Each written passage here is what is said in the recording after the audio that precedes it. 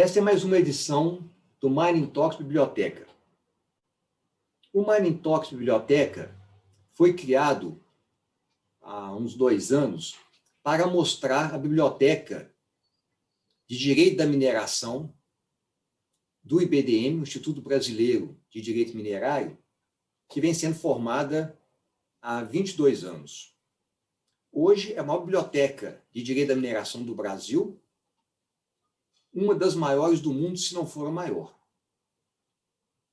Livros muito interessantes, livros raros, que foram sendo colecionados ao longo de mais de 2 décadas.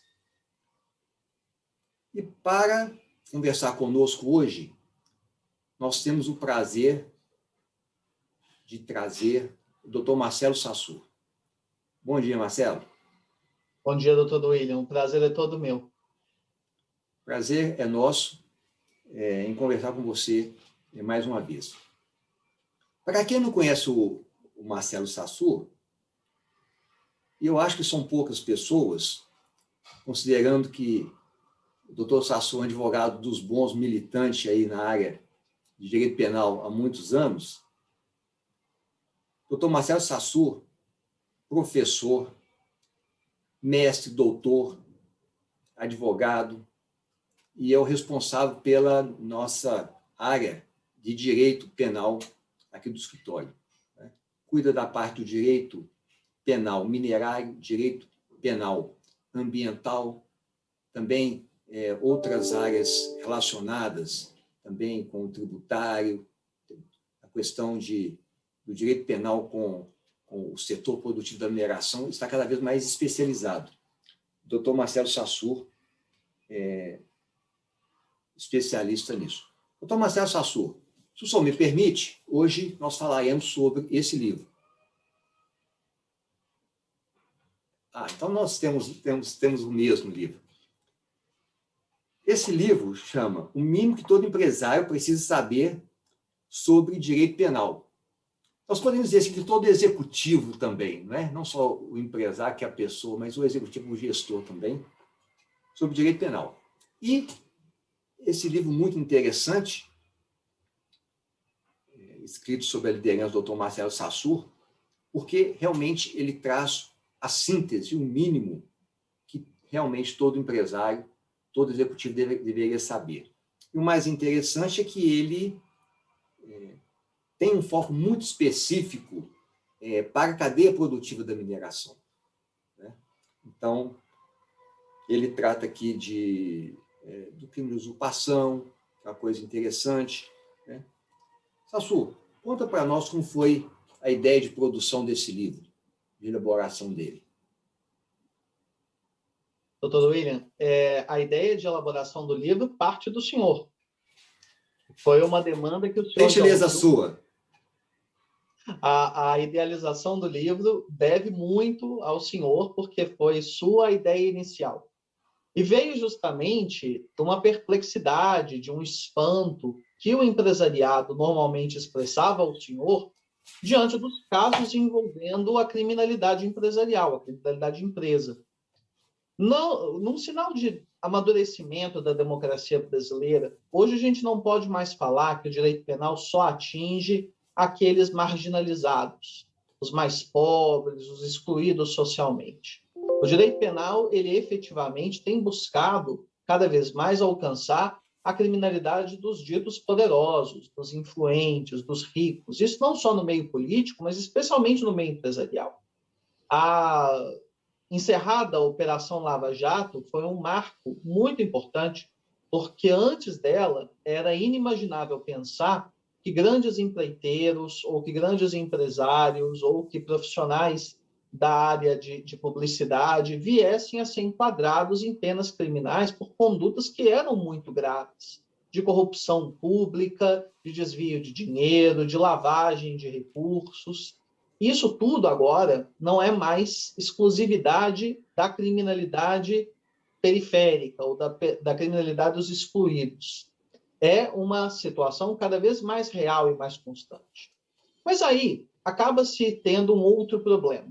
Se antes os ricos eram invulneráveis e a polícia não os alcançava, Hoje em dia, nós corremos o risco oposto de haver operações abusivas por parte da autoridade policial, por haver perseguição conduzida pelo Ministério Público contra tal ou qual empresário. Então, é muito importante que todo mundo, enquanto cidadão, tenha ciência dos seus direitos, saiba um mínimo sobre o direito penal, a fim de se proteger, a fim de se resguardar, a fim de saber como responder diante de uma operação como essa. Então, o que a gente queria produzir, a ideia do senhor foi justamente essa, era um livro com linguagem acessível, que qualquer pessoa, mesmo sem formação em direito, especialmente sem formação em direito, pudesse ler e entender, e que trouxesse dicas práticas de como atuar diante dessas situações. Muito interessante, Sassou. Eu estou passando o olho aqui no sumário e temos questões muito práticas e diretas.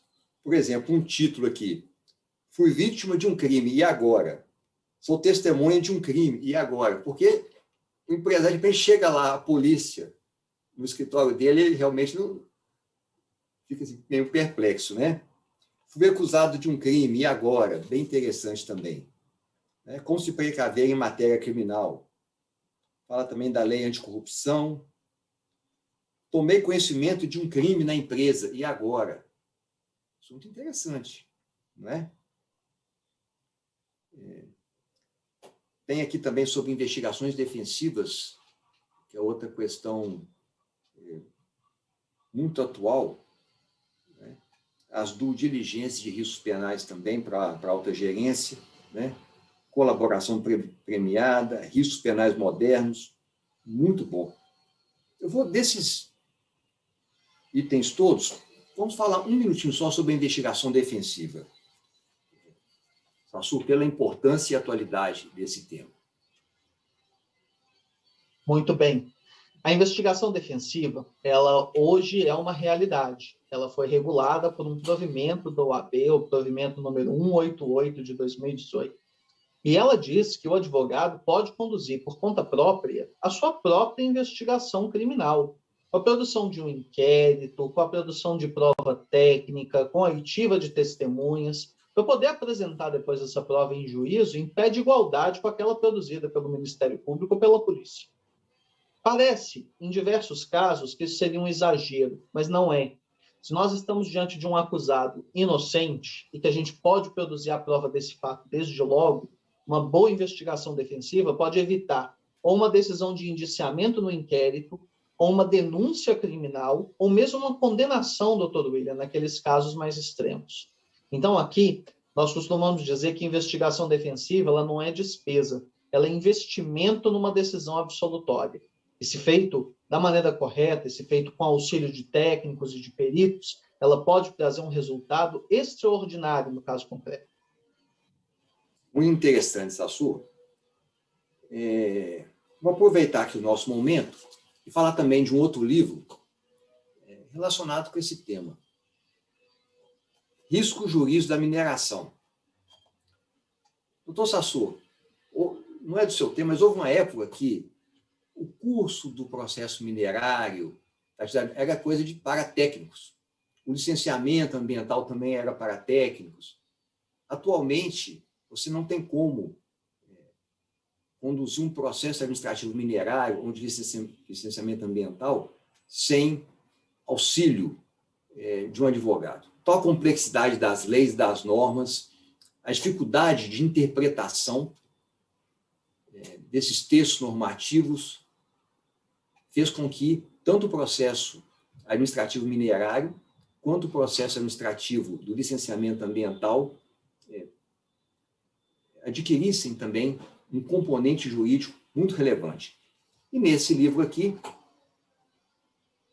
nós falamos sobre vários desses riscos, né? É uma ordem, digamos, cronológica, começa na fase de pesquisa, requerimento de lavra, fase de lavra, fala dos regimes de licenciamento, uma parte muito interessante também sobre os atos que são comuns, né, a todos os regimes de licenciamento. Muito interessante. Acho que valeu a pena ter feito, porque é um alerta. Eu não conheço um processo minerário na vida dele inteira que não tenha passado por um risco, maiores ou menores, porque a atividade mineração, na cadeia produtiva toda, Marcelo, é muito complexa, sabe? Muito complexa, muito cheia de detalhes, muitos prazos, ainda muitas questões indefinidas. Mas hoje, o tema principal do nosso livro é esse. Marcelo, nós precisamos fazer a segunda edição, que essa primeira já esgotou, hein? Perfeitamente, doutor. Eu estou à Tá sua bom? disposição. Nós temos que fazer a atualização para a segunda edição. E, se for possível, no formato de e-book, vamos tentar colocar o link do livro aqui embaixo no vídeo, para que aquelas Vamos pessoas também. interessadas possam fazer a leitura. Excelente ideia. Um assunto que nós conversamos recentemente, que ainda não está nesse livro, salvo engano, é a questão do uso de drones, né? Nós podemos atualizar a segunda edição, já incluindo esse assunto também. Estou de acordo. Pode contar comigo. Muito bom. Muito bom. Bom, caminhando aí para o final, mas não sem antes pedir ao Marcelo que dê suas palavras finais para nós, por favor. Se o assunto é a biblioteca do IBDM, eu gostaria só de registrar o tanto que ela me foi útil nas minhas próprias pesquisas. Eu estou produzindo uma outra obra sobre direito penal da mineração, e sem o auxílio da biblioteca do IBDM, eu jamais conseguiria os materiais que eu precisaria para fazer a minha própria pesquisa. Então, deixo aqui de público o meu agradecimento à biblioteca do IBDM e ao Dr. William por ter me franqueado o acesso a ela.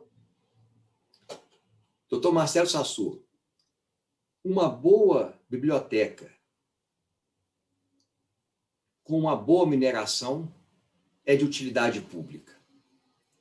Em função disso, nós estamos abrindo a nossa biblioteca inicialmente para pesquisa de doutorandos que tenham o objeto relacionado à atividade mineral. Nós temos ideia de depois abrir para os mestrandos e um pouco mais para frente abrir até para o público em geral. Mas, por enquanto, ainda mais nesse tempo de pandemia, nós estamos restritos aos doutorandos. Essa foi mais uma edição do Mining Talks Biblioteca. Hoje nós tivemos o prazer de falar com o Dr. Marcelo Sassur. Aguardamos vocês no próximo. Até.